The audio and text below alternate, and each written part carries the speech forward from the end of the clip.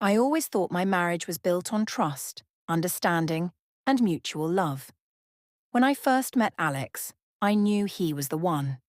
We had so much in common, from our shared love of books and art to our quiet nights spent cooking dinner together.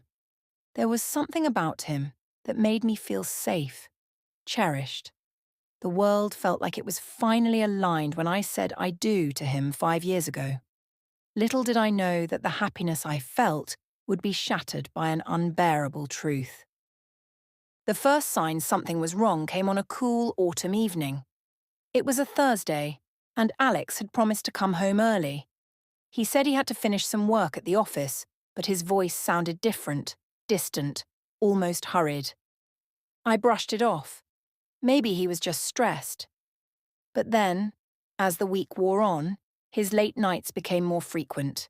He'd come home late, tired and irritable, avoiding eye contact as though I were invisible. It wasn't like him. At first, I thought it was work. After all, he was a corporate manager, and that kind of responsibility could often weigh heavily on someone. But as the days turned into weeks, my concern grew. He'd always been a little forgetful. But now he forgot the simplest things, like the coffee mug I always used, or our anniversary.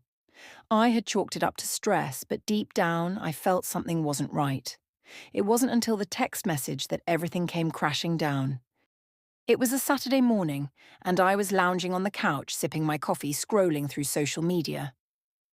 Alex had already left to run errands. As I glanced at my phone, an unfamiliar name flashed on the screen. My heart skipped a beat. It was a message from a woman named Catherine.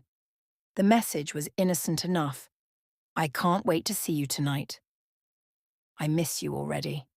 My fingers froze on the screen. Who was this? I didn't recognize the name. Slowly, panic started creeping in. What was this message doing on Alex's phone? I didn't think much of it at first, but then another message popped up. And another. Each one more intimate than the last. "Last night was amazing. I can't stop thinking about you. How about we make it a regular thing?" My world spun out of control. I felt sick, like someone had knocked the breath right out of me. My hands trembled as I dialed Alex's number, but no answer. I tried again. Still no response. He wasn't coming home that night either. I didn't know what to do. I was frozen, stuck in this horrible reality that felt like a nightmare I couldn't wake up from. I scrolled through the rest of the messages, each one confirming what I was too afraid to admit. Alex was seeing another woman. He had been seeing her for months. That night, I confronted him. I sat in our living room, my heart racing, waiting for him to walk through the door.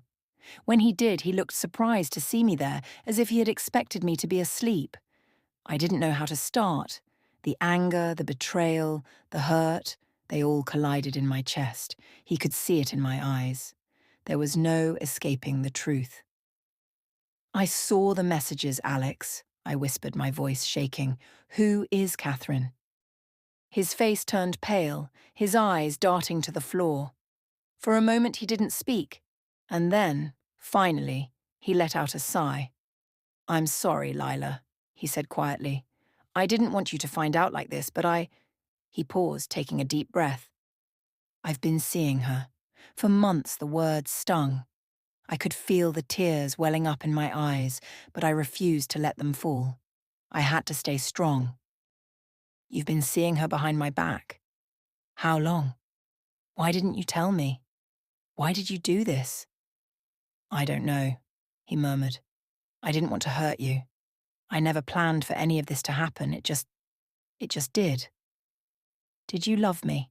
I asked, my voice barely a whisper, but it was the question that had been eating away at me since I saw the messages. "I do. I always have. I never stopped loving you, Lila. But somewhere along the way, I got lost."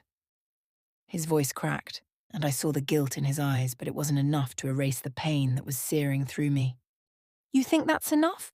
That you can just say sorry and expect everything to go back to normal?" I stood up, pacing around the room. "You broke my heart, Alex. You shattered everything. I trusted you with my life, and you betrayed me."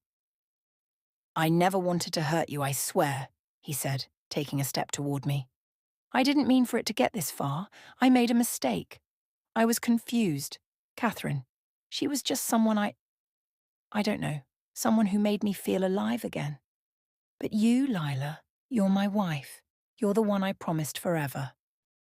I turned away from him, my hands clenched into fists. I couldn't look at him anymore. The man I had loved, the man I had shared my life with, was now a stranger. I can't do this, I whispered almost to myself. I can't live like this.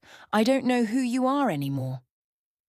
For the next few weeks, I was a shell of the woman I used to be. The pain of betrayal was like a constant ache in my chest, and I couldn't escape it. I couldn't escape him. Alex kept trying to explain himself, apologizing over and over again, begging me to forgive him. But I couldn't. How could I forgive someone who had broken the sacred trust of marriage? At first, I tried to make it work. I tried to see past the betrayal to give him another chance. But it was impossible. Every time I looked at him, all I saw was the man who had betrayed me. I couldn't forget the way he had hidden his affair, the way he had lied to my face every day. Every word felt like a lie. So I did the only thing I could do. I left. I moved out of our home, back to my parents' house. It wasn't easy. I loved him, or at least I thought I did, but I couldn't live in a lie. It wasn't just the affair. It was the realization that the man I had married wasn't the man I thought he was. He had become someone else, someone who was capable of betrayal. Months passed. The pain didn't go away completely, but I learned to live with it. I focused on myself, rebuilding my life. I started therapy, began making new friends, and found joy in the small moments. It wasn't the life I had imagined for myself, but it was mine. And then one day, Alex showed up at my door. "I'm sorry, Lila," he said, tears in his eyes. "I've never stopped loving you. I know I don't deserve your forgiveness, but I can't go on without you. I made a horrible mistake, and I'll spend the rest of my life making it right if you'll let me." I didn't know what to say. Part of me wanted to believe him. Part of me still loved him, but another part of me was afraid of being hurt again, afraid of trusting him. "I don't know if I can," I said, my voice breaking. "I need time. I need to figure out who I am without you." I closed the door, and as I did, I realized that I had come a long way. I was stronger than I had been before. The road to healing was long, but I was ready to walk it, whether or not Alex was by my side. Sometimes, love isn't enough to fix what's broken. And sometimes, you have to let go in order to find yourself again. It's a painful truth, but it's the truth nonetheless. Subscribe for more stories.